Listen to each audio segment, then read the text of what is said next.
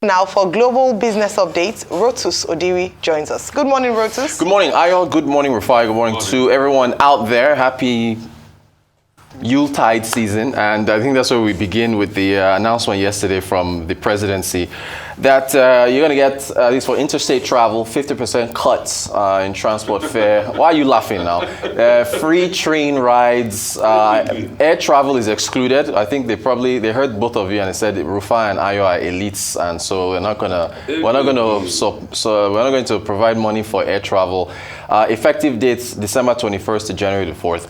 I think this is how palliatives are supposed to work. They're supposed to be specific, they're supposed to be direct, and they're supposed to be short-term. If you look at the energy subsidies that Germany had during COVID, they ended after 1 year, right? So because you can't keep it going forever because you'll run out of money. So again, I think they mentioned the fact that it's buses for travel. There's one guy, can't remember his name. He's been tagging me on Twitter non-stop. Rotus, what's going to happen for Christmas? What is the government going to do? So I don't know if he sees this, and that will be satisfactory. We move from there to. Can I add one? We're almost done now. Well, I know you want to say something. I know, but let's jump to the next thing because today is very short. Still in Nigeria, Benga Adebayo, engineer Benga Adebayo, he came on the Global Business Report, as we said, and spoke about the SIM card, NIN linkage. He made a very strong point, and this is what I want folks to look at here. The telcos, this is of course the chairman of the Association of Licensed Telco Operators of Nigeria, ALTIN, saying that, listen, on our part, if Rufai walks in, we verify his SIM card, and then if Ayo walks in, but then we got to send Rufai's data and Ayo's data and everybody else's data back to NIMC, the Identity Management Commission, and they've got to verify it and then send it back, and that's where the gap is. I also talked to him, I had to take the advantage of asking him about the debts that is owed by Nigerian banks to telcos. It's now 200 billion for USSD, that back and forth they've been having. So we start with the SIM card, NIN, and then go to the debt. Here's what he said.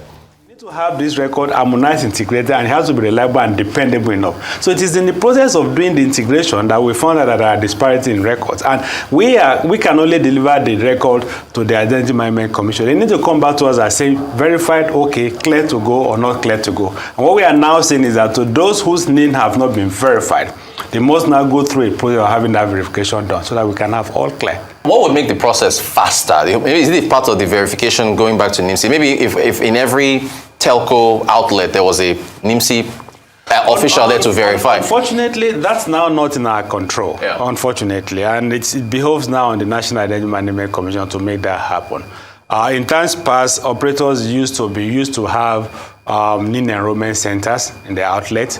By the new directive of NIMC, we no longer have that. So the footsteps, the foot traffic to the center will actually head towards NIMC infrastructure, NIMC services. And we are now concerned. We do not know if they will have enough capacity? I shouldn't say capacity, enough outlet to make it easy for people. Because before now, you can walk to operator center, you can have your name taken, you can have your name verified, you can have the process completed. As we stand today, you have to go to a center of NIMC. Oh, wow. We are a bit concerned that, but we believe that NIMC will be up to the task. We just appeal to people not to wait till the last minute. February is far, but not far. And we think that the earlier we embrace this, the better for all of us. It's been a long walk. We're on it. It's not resolved, but we are making progress. Parties are discussing, we are looking at the fine details. I think more than it has been in times past, everybody is now inclined to find a solution to this problem. I can't say to you that it's resolved, but we are hopeful that we will see some movement going forward. And we hope that we will not come to a point where we will come to a stalemate. But I think where we are hopeful that this will be resolved, parties are discussing, and hopefully it will be resolved. All right, finally, we end with Ghana. GDP growth from Ghana's Statistical Office being released yesterday. Ghana's economy in the third quarter of this year grew by 2%. We saw growth in a number of services, of course, being the largest contributor, 42% to GDP. ICT expanding by 17%, agriculture 4.3%. But the industrial sector, we saw contraction. Construction down by 8.3%, mining and quarrying down by 8.1%. That is our update for today. So, Aya, what did you want to say? All right. Sorry, just very quickly on the first story. I know it's commendable, I must say, because we had mentioned here that when the president met with the proprietors of newspapers, he had said the Minister of Information post that meeting had said that the president was going to provide palliatives, especially in the transport industry. So it's good to see that in a matter of days, he has made good on that promise and he has released a statement on what he was going to do. However, you talk about SMART, and I totally agree with that. But let's look at the acronym of SMART and the full meaning. The A you didn't talk about, achievable. And that's why when we talk about, please can we pull up that, in terms of the breakdown of the transport, where he's talked about, interstate transport. How will that work? 50% cut in interstate transport fare. They might want to use Lagos as a case study. We recall that during the COVID, as part of COVID palliative, the governor of Lagos State had slashed the price of transport. However, some of the challenges posed would be that how do they meet up with private, because this subsidy, private bus transport owners. It's easier when it is, the more commercial buses, you can find it. Did you see the meme on social media where they said if you tell a conductor that government says I should pay 50% and he changes it for you. So it's how practical it is, how achievable is this. It's smart, it is specific, great, it's measurable, it's time bound, it's but it's achieved. The A is the middle there is where I'm a bit concerned about as to how achievable that would be. Then free train rides, great. I'm sure they will find a way to pay for these services, because while it comes free to the consumers or to the commuters, it's going to cost the government something to be able to do this, and it's quite good that they're looking at transportation instead of excluding air travel. And I agree with that. Air travel is quite elite. The truth is, Rotis, is that beyond the cost of air travel, what people are asking for is not just for the cost to be reviewed, it's also for it to work. If you're paying premium to travel, and I brought this on the show, can the government make sure that the services are efficient by the regulatory body doing its job and ensuring that they're able to fly on time? And that airline operators who don't do this, there's a compensation paid to users. What they sometimes do is that when the plane is not full, they put all of us together and sometimes that's the cause of delay. There are certain instances where we hear that they are waiting for a VVIP to arrive.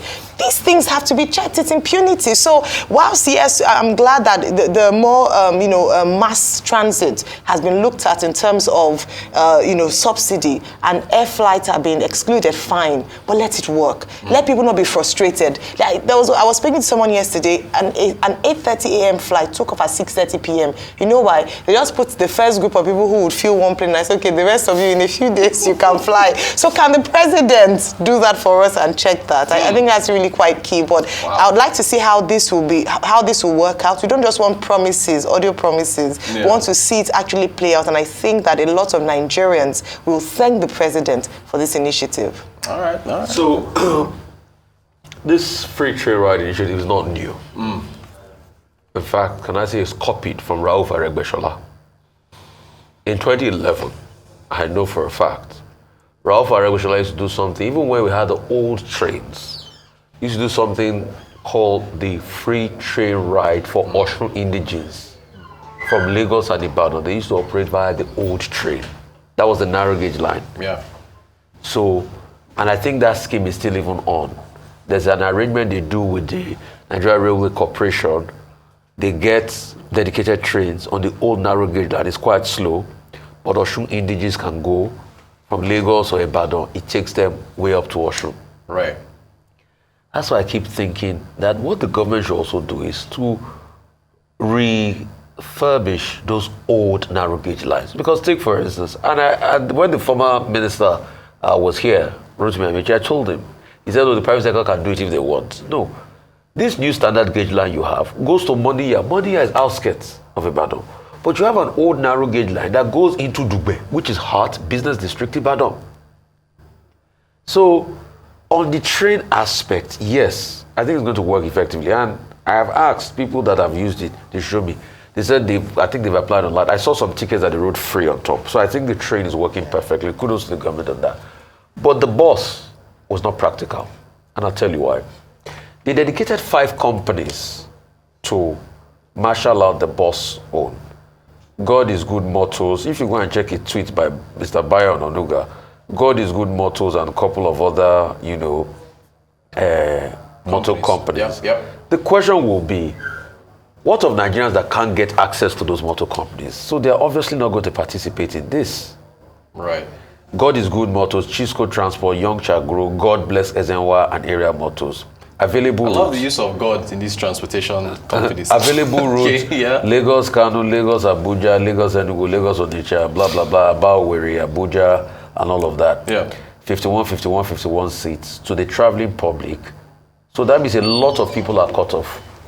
What if I don't have access to that motor park company? Because, okay, you say God is good, and there's a story about price hike. So what we are now hearing is that some bus companies had already hiked their price from, okay, if you take a benchmark of the price on the 15th of December, and that's of now, is like over a 20%, maybe it was 30,000 before, it's now 50,000. So when you now even apply the 50% discount, it doesn't even undercut the price range.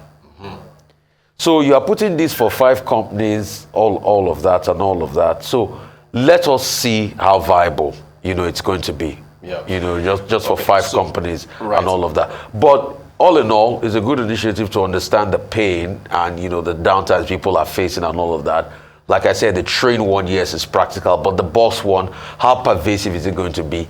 And that's why, to a large extent, I know, yes, government is not in the business of transportation, but if we had government companies that did transportation, you'll have been more nucleated that you can say, okay, go to, what is it called? Or if we still had all those states, interstate, state government-owned transport, like TCTC of, the old TCTC of Ibadan, you'll have just said, okay, go to this designated point and enter, and you liaise with the state. But over the years, most of those state governments have gone out of transport and all of that. So if you are just limited to 5, but I don't know, maybe they might expand it. I don't know, but let me just say Can I this. just say something as well? Please. I think another palliative, in quote, that the government can do for the people during this Christmas season, since they're not paying for air travel.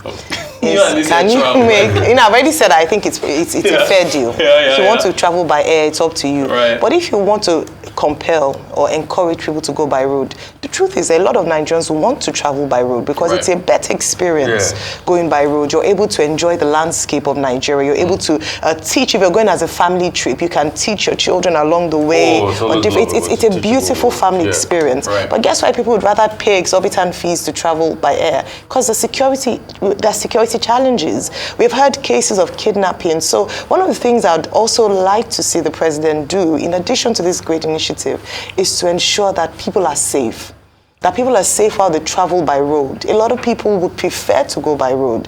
Some people have a fear of flying, but they've had to conquer that fear just because the fear of being kidnapped is worse than the fear of flying. So I think that's something that we must also spotlight. Part of the reason why people would rather not go by road is that the concerned about the security situation in Nigeria. So it has to be said that in these times we've heard instances of kidnapping, robbery, whilst people are traveling, whether at night or in the morning, or daytime. So please, let's face that as well. So those are the other things that we want to see them talk about. During the youth season or during festive seasons like this, there should be close attention paid to security. It's not just the responsibility of the federal government, I must say. State governments must also pay attention to this. The exact Fubara, didn't he give 100,000 to civil servants? Yeah, so the state governors, sub-nationals must also be active. There's a lot of attention paid on the center, but I talked about Lagos State, for instance. You talked about Fubara. In the north, there are other, there are buses, free transportation. So we talked about the inflation, food inflation, and how we must be a bit more sensitive to people. I went to the shops yesterday, Brutus. It was not as, it was a bit empty. It wasn't as full as, in previous years. I had 100 Naira notes yesterday. I was buying pastries and I wanted to just get rid of it. And I asked the lady, I said, look, I have 100 Naira. Which meat pie do? Nothing. Meat pie. And inflation, very soon, if we go at this trajectory, 200 naira won't be able to get you and then maybe 500 won't be able to get. So it's just something, that's something that has to be addressed. Transportation fare, local transportation fare. I mean, it's... But all in all, look, it's targeted, it's Utah travel. It's, they're doing what they can. There are going to be price increase because of the surge. And I understand why a lot of people have been at some airlines for increasing price and all of that. Exactly. But also, there should be a certain level of, price control so that's not too hard on the consumer. And that's why you were talking about why flights are being delayed. I think in the new year, we should see a lot of work done by Babatunde Erukera and his group as regards to this.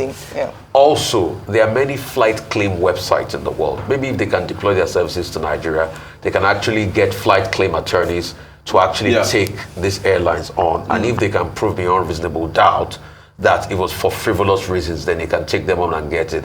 I think we can sanitize the industry. Once you get 1 or 2 airlines docked, and they have to pay heavy in compensation. Absolutely. You just reminded me. Yesterday on Global Business Review, Southwest Airlines in America, there was this big outage last year. The regulators, they investigated it. They fined them $150 million. So once you do that, you do that, then people definitely they self-correct. There's a lot of self-correction that can go on. At least the airline is a lot better from the days of. The airline ticket does not permit you to even get on the plane. You get the airline ticket, then you have to run on the tarmac. That led to a story by a major businessman in this country that wrote Left Behind on the Tarmac. That as a student in school in the north, he was left behind on the tarmac and he said, I will never be left behind again. If you get the story.